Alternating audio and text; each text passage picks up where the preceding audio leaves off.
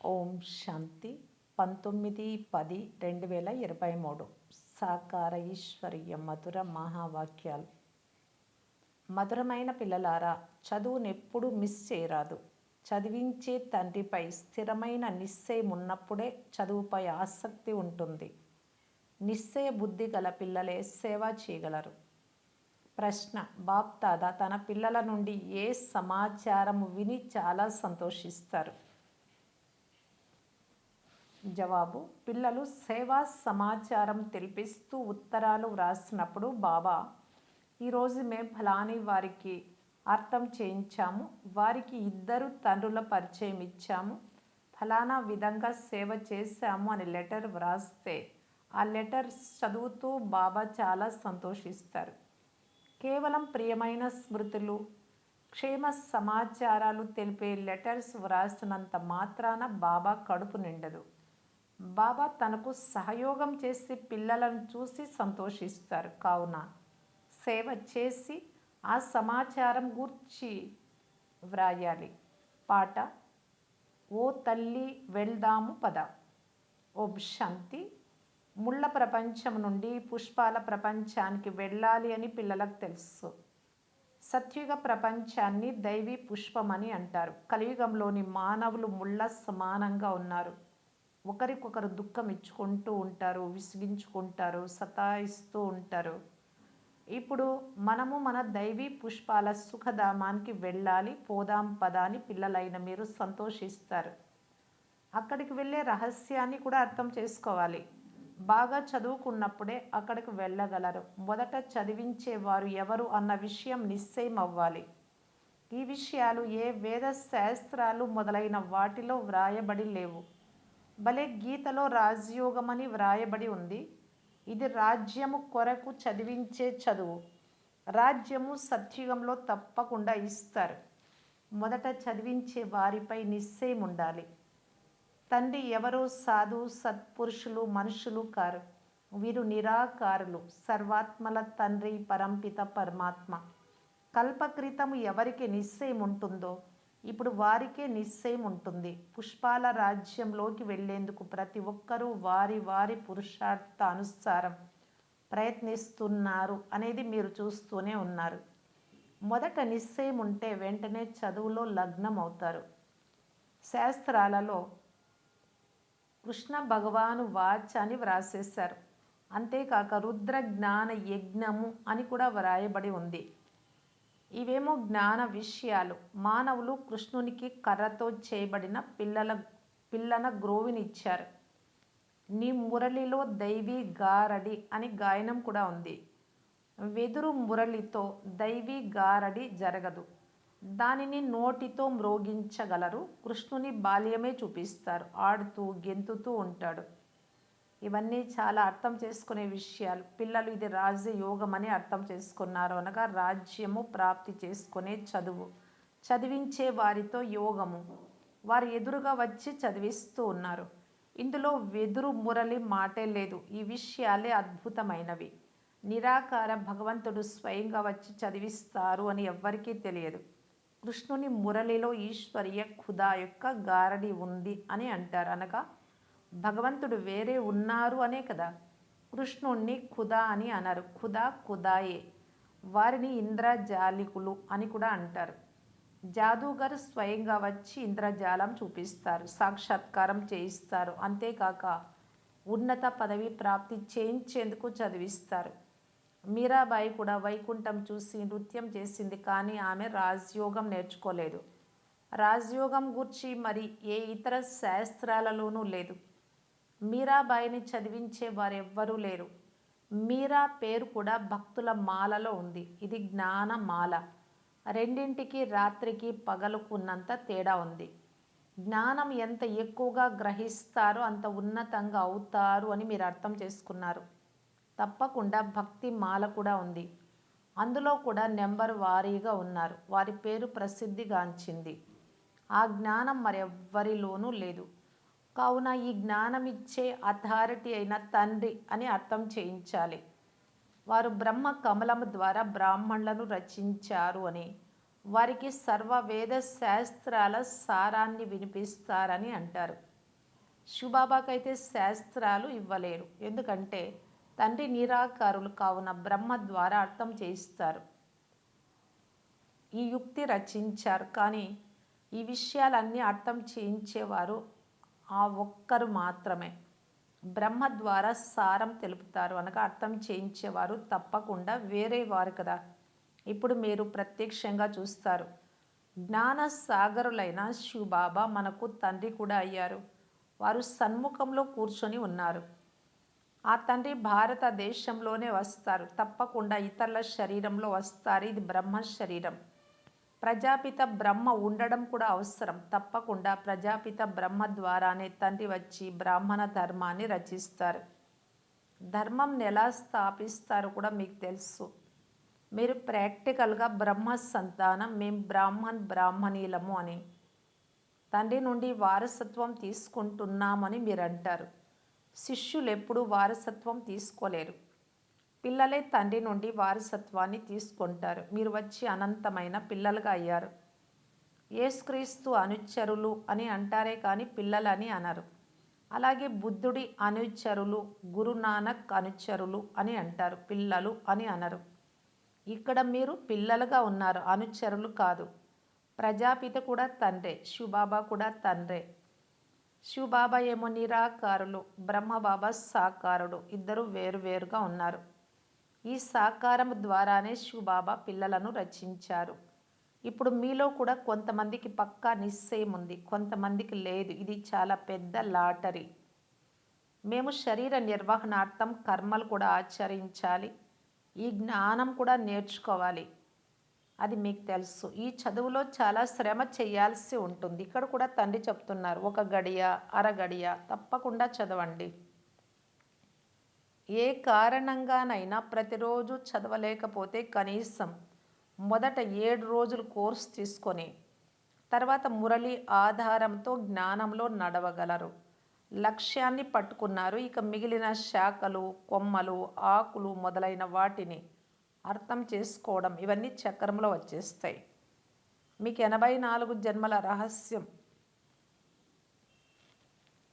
అర్థం చేయించారు. ఈ రహస్యం సృష్టి చక్రంలో సార రూపంలో క్లుప్తంగా, కల్పవృక్షంలో విస్తారంగా ఉంది. ఇది మనుష్య సృష్టిలోని రకరకాల ధర్మాలను తెలుపుతుంది అని అర్థం చేయించడం జరిగింది. మొదట ఒకే ధర్మం ఉంటుంది, ఆ తర్వాత వృద్ధి చెందుతుంది. ఏ విధంగా వృద్ధి చెందుతుందో, పునాది ఎలా ఏర్పడిందో కూడా చూపించారు. ఎంత స్వాభావికమైన సహజమైన రహస్యం. డ్రామాను వృక్షాన్ని అర్థం చేసుకొని బుద్ధిలో ధారణ చేయాలి. అంతేకాక ఇతరులకు కూడా అర్థం చేయించాలి. ఇద్దరు తండ్రుల పాయింట్ను తప్పకుండా అర్థం చేయించాలి.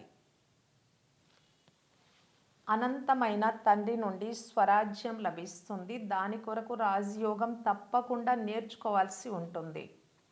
స్వయం పరంపిత పరమాత్మయే స్వర్గ స్థాపన చేస్తారు. దాన్ని కృష్ణపురము అని కూడా అంటారు. కంసపురంలో కృష్ణపురం స్థాపించబడదు.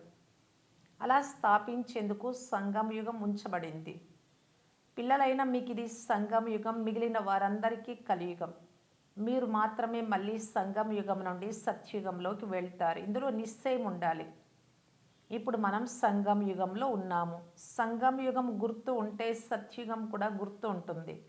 అంతేకాక సత్యుగాన్ని స్థాపించే వారు కూడా స్మృతిలో ఉంటారు, కానీ క్షణక్షణము మర్చిపోతుంటారు.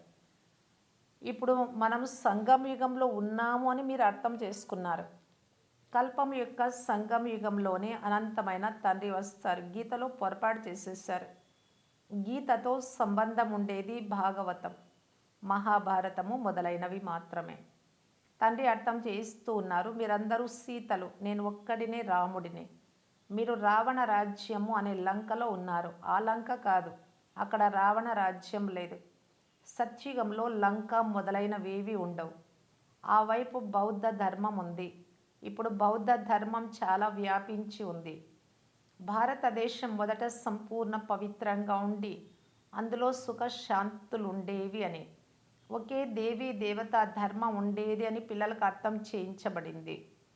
వీరు మన అనంతమైన తండ్రి అని, వారి నుండి వారసత్వం తీసుకోవాలి అని పక్కా నిశ్చయం ఉండాలి.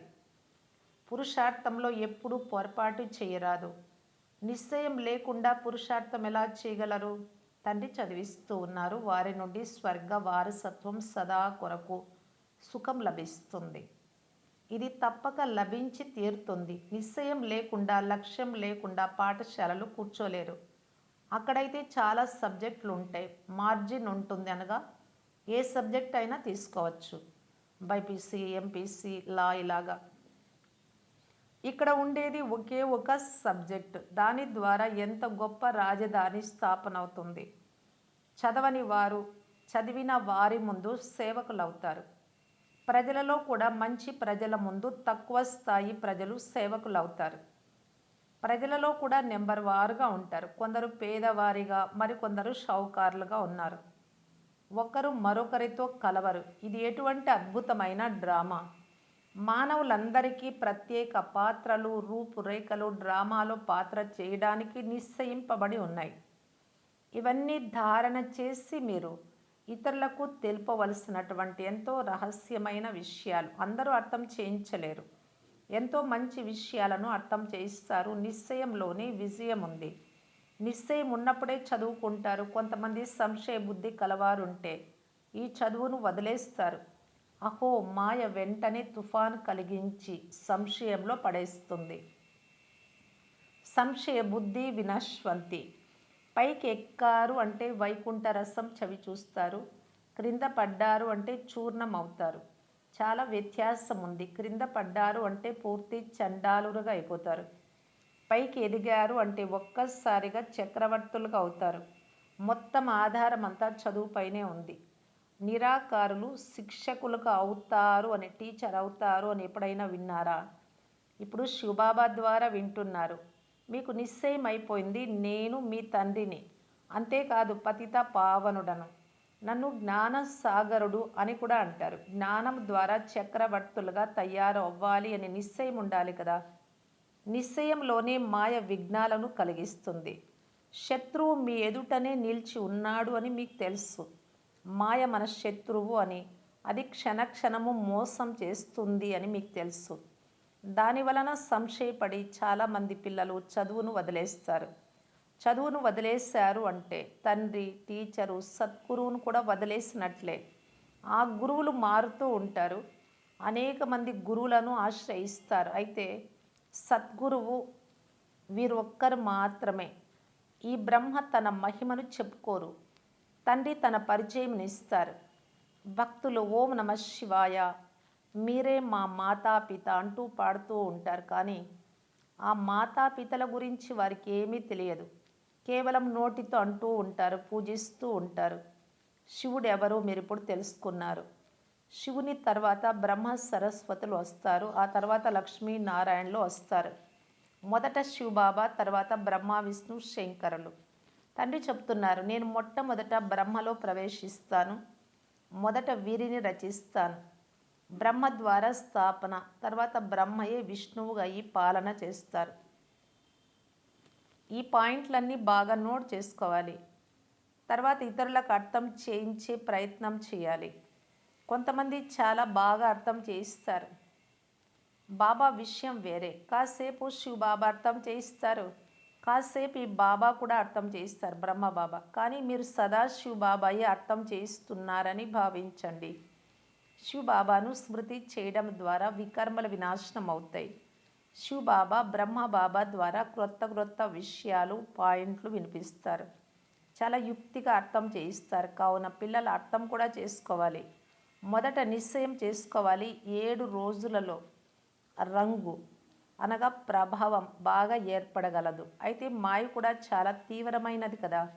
మొదట తండ్రి స్వర్గ రచయిత కావున రాజయోగమును వారే నేర్పించి ఉంటారు అని నిశ్చయం ఉండాలి. కృష్ణుడు నేర్పించలేడు. కృష్ణుడు వచ్చేదే సత్యుగంలో. స్వర్గ రచయిత శివబాబా. ఎవరైనా శ్రీకృష్ణుడి శరీరంలో వచ్చారు అని అన్నా కృష్ణుడైతే ఆ రూపంలో రాజాలరు. అతడు రావడం సత్యుగంలోనే జరుగుతుంది. బాబా ఎవరి గర్భము నుండి జన్మించరు. ఇతడి శరీరంలో ప్రవేశించి ఇతడి పేరు బ్రహ్మ అని ఎందుకు ఉంచారో ఇతనికి తన పరిచయం కూడా ఇస్తారు. ఇతడే ప్రారంభం నుండి చివరి వరకు పాత్రను అభినయిస్తాడు. మీకు కూడా చాలా మంచి మంచి పేర్లు పెట్టాను. ఎంతమంది పిల్లల పేర్లు వచ్చాయి, ఆశ్చర్యం కదా. వెంటనే 200, 250 మంది పేర్లు బాబా ఇచ్చారు. ఇక్కడి బ్రాహ్మణులు ఇన్ని పేర్లు వెంటనే ఇవ్వలేరు. సందేశీ క్షణంలో పేర్లు తీసుకొచ్చింది వతనం నుండి. అనంతమైన తండ్రి ఆ పేర్లు ఉంచారు. అద్భుతం కదా. అద్భుతమైన తండ్రి, అద్భుతమైన లక్ష్యం. మీరే రాజాది రాజులుగా అవుతారు. లక్ష్మీనారాయణ చిత్రం చాలా స్పష్టంగా ఉంది. పైన త్రిమూర్తి చిత్రం చాలా ఖచ్చితంగా ఉంది. 84 జన్మలు కూడా తప్పకుండా తీసుకోవాలి. కలియుగ అంతం పతితము, సత్యుగమాది పవిత్రము. పిల్లలు సేవకు రుజువునివ్వాలి. బాబా, మేము ఇటువంటి చిన్న చిన్న కరపత్రాలు అచ్చు వేయించాము అని చూపించాలి. పై భాగంలో శివుడు, త్రిమూర్తి మరియు 2 తండ్రుల పరిచయం ఉండాలి. ఈ పాయింట్లు తప్పకుండా ఉండాలి. అటువంటి కరపత్రాలు అచ్చు వేయించి బాగా సేవ చేసి సమాచారం బాబాకు తెలిపించాలి. అప్పుడే తండ్రి హృదయాన్ని అధిరోహిస్తారు. మీరు వ్రాసే లెటర్స్లో కేవలం క్షేమ సమాచారాలే కాదు, సేవ చేసి బాబా మేం ఫలానా సేవ చేశాము అని సేవా సమాచారాన్ని వ్రాయాలి. కేవలము ప్రియమైన స్మృతులు అని తెలిపించినందున బాబా కడుపు నిండదు, అంటే బాబాకు సంతోషం కలగదు. ఈరోజు ఫలానా వారికి అర్థం చేయించాము, ఈరోజు పతికి సేవ చేశాము, చాలా సంతోషించాడు, ఫలానా విధంగా సేవ చేశామంటూ సమాచారము బాబాకు వ్రాయాలి. 2 తండ్రుల పాయింట్ చాలా ముఖ్యం. లౌకిక తండ్రి శరీరానికి, ఆత్మల తండ్రి శివబాబా గురించి. అనంతమైన తండ్రి స్వర్గ రాజ్య భాగ్యమునిచ్చేవారు. మీరు ఎంత మధురాతి మధురమైన పిల్లలు. వీరంతా దత్తత తీసుకోబడిన పిల్లలు అని తండ్రి అర్థం చేయిస్తారు. ఇంతమంది పిల్లలు అంటే వీరంతా దత్తత తీసుకున్న పిల్లలే అవ్వగలరు. వారు ధర్మమును అనుసరించే పిల్లలుగా ఉంటారు. ఇక్కడ మీరు పిల్లలు, తండ్రి కూడా ఇటువంటి పిల్లలను చూసి సంతోషిస్తారు. వీరంతా నా పిల్లలు అని తండ్రి అంటారు. ఇప్పుడు చివరి పాత్రను అభినయిస్తూ ఉన్నారు. స్వర్గ స్థాపనలో నాకు సహాయం చేసేందుకు నా సాథీలుగా అయ్యారు. రుద్రుడైన శివబాబా వారి రాజేశ్వ అశ్వమేధ జ్ఞాన యజ్ఞము. శివబాబా స్వర్గ స్థాపన ఎలా చేస్తారు? మొదట బ్రహ్మ మరియు బ్రాహ్మణుల ద్వారా రుద్ర జ్ఞాన యజ్ఞాన్ని రచిస్తారు. దాని ద్వారానే స్వర్గ స్థాపన అవుతుంది. కావున తప్పకుండా బ్రాహ్మణులే యజ్ఞాన్ని నిర్వహించాలి. మధురాతి మధురమైన అపురూపమైన పిల్లలకు మాతాపిత బాప్దాదాల ప్రియ స్మృతులు మరియు గుడ్ మార్నింగ్. ఆత్మిక పిల్లలకు ఆత్మిక తండ్రి నమస్తే.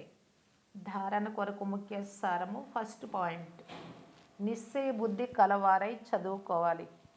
ఎప్పుడు ఏ విషయంలోనూ సంశయం ఉండరాదు, నిశ్చయంలోనే విజయం ఉంది. సెకండ్ పాయింట్, తండ్రికి సాథీలుగా అయ్యి స్వర్గ స్థాపన కార్యంలో పూర్తి సహాయకారులుగా అవ్వాలి. యజ్ఞాన్ని సంపాలన చేసే పక్కా బ్రాహ్మణులుగా అవ్వాలి. వరదానము, జ్ఞాన స్వరూపులై కర్మ ఫిలాసఫీని గుర్తించి దానిపై నడిచే కర్మ బంధన ముక్తుభవ.